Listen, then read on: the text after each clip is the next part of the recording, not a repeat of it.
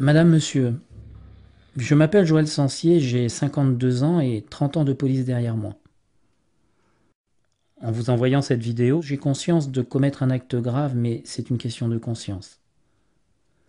Un de mes enfants, Jérémy, a été tué par un groupe de jeunes alors qu'il rentrait à la maison. Ces jeunes, pour certains bien connus des services de police, se sont déchaînés sur Jérémy, simplement parce qu'il était fils de flic. À 10 contre 1, ils l'ont tué avec une barbarie inimaginable selon les témoins et les médecins légistes. Vous en avez sans doute entendu parler à la télévision ou dans les journaux. C'était à Naï, une ville du sud-ouest, le 22 août 2009.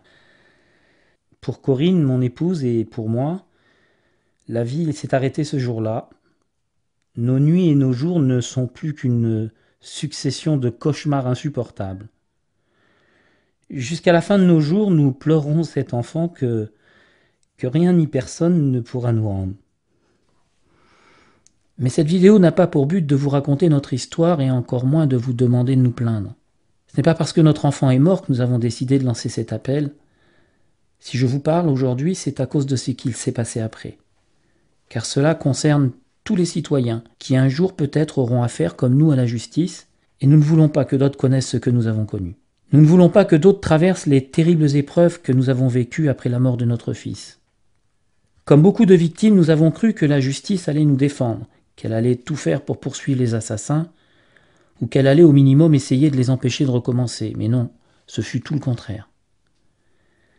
Dès les premières heures de la procédure, la justice s'est rangée du côté des assassins. D'abord, le juge chargé de l'enquête a déclaré que, comme ils étaient 10, on ne pouvait pas savoir avec certitude qui avait donné les coups qui ont tué notre enfant. Il a donc immédiatement libéré 7 des voyous, ne gardant que les 3 plus dangereux. Peu de temps après, sur les 3, ils en ont relâché 2, sans raison. Toute poursuite pour meurtre a été abandonnée contre eux. Les magistrats ont déclaré qu'ils ne retiendraient que le délit de violence volontaire ayant entraîné une interruption de travail supérieure à 8 jours. Oui, vous avez bien lu, c'est une interruption de travail supérieure à 8 jours. Un des délits les moins graves du code pénal, alors que notre fils est mort. Mais le pire était à venir. Le 16 septembre dernier, c'est-à-dire il y a un mois, la justice a décidé de relâcher pour vice de forme le dernier qu'elle détenait encore. Cet individu est pourtant le danger public qui a avoué être l'auteur de multiples coups de couteau sur notre fils. Un coup qui a traversé son cœur, un coup qui a traversé sa boîte crânienne et d'autres qui l'ont défiguré. Mais la justice l'a libéré pour vice de forme. Quel vice de forme! Ses avocats ont demandé une mise en état du dossier de leur client le 25 octobre 2010. Il s'agit pourtant d'une simple formalité purement juridique, sans aucune conséquence pratique sur la culpabilité de l'accusé. La chambre d'instruction avait 3 mois pour leur répondre, mais elle a dépassé ce délai, alors les avocats ont exigé la libération du jeune, et la Cour de cassation leur a donné raison, il a donc été immédiatement libéré. Cette décision de remise en liberté pour le non-respect des délais est une première en France dans l'application du texte concerné. C'est un immense soulagement, a déclaré l'avocat du tueur, Maître Sayardo Ito. Un immense soulagement, une première en France. Pour Corinne et pour moi, ces mots victorieux sont insupportables. Nous avons pensé à tous les autres parents qui désormais risquent de voir eux aussi les assassins de leurs enfants libérés pour ce vice de forme. Alors nous avons décidé de lancer cet appel à toute la population pour protester auprès des autorités afin que cette affreuse injustice ne touche pas d'autres familles. Pour nous, c'est trop tard parce que la justice ne reviendra pas en arrière. Mais si vous ne faites rien, le monde judiciaire et les hommes politiques considéreront que ce fonctionnement-là de la justice est accepté par l'opinion publique et le même scénario frappera d'autres familles.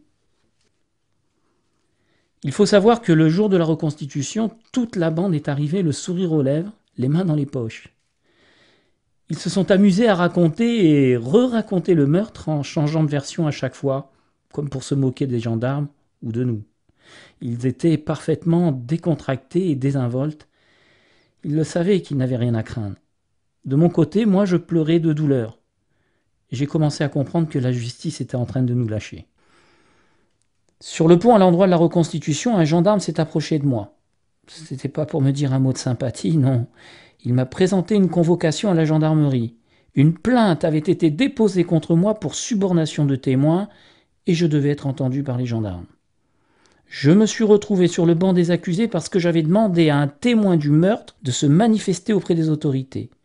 On m'a expliqué que ce n'était pas à moi de le faire, je devais laisser la justice faire son travail.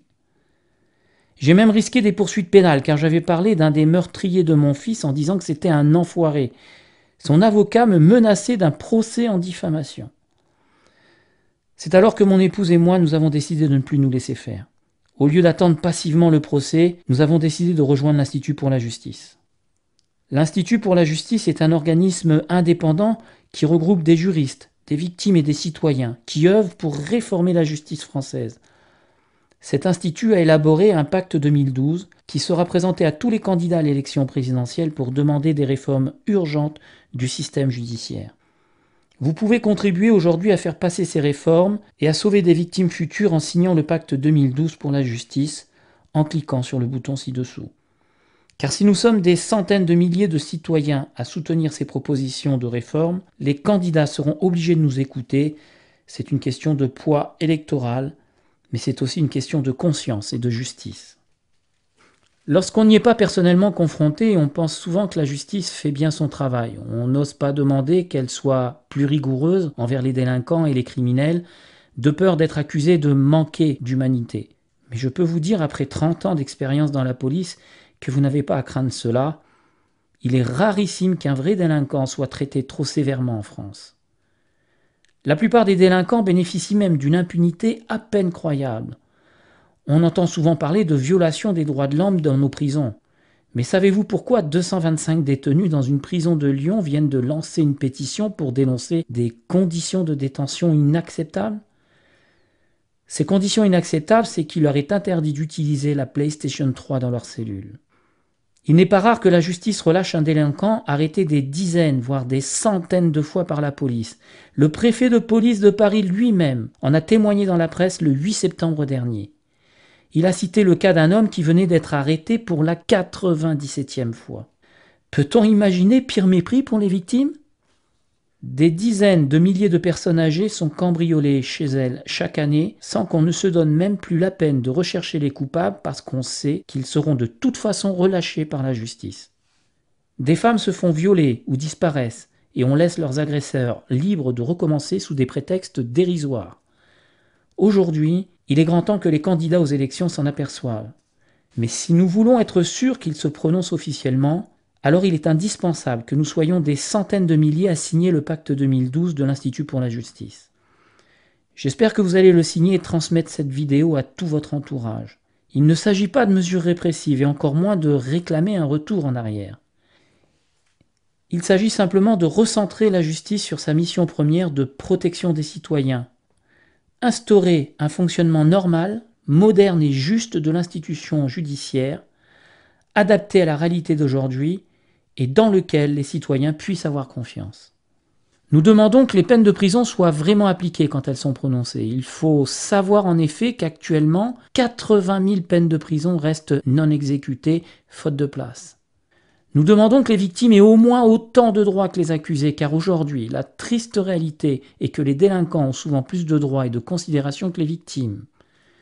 Nous demandons qu'aucune atteinte aux personnes et aux biens ne reste impunie, car les plaintes classées sans suite sont une invitation à la récidive.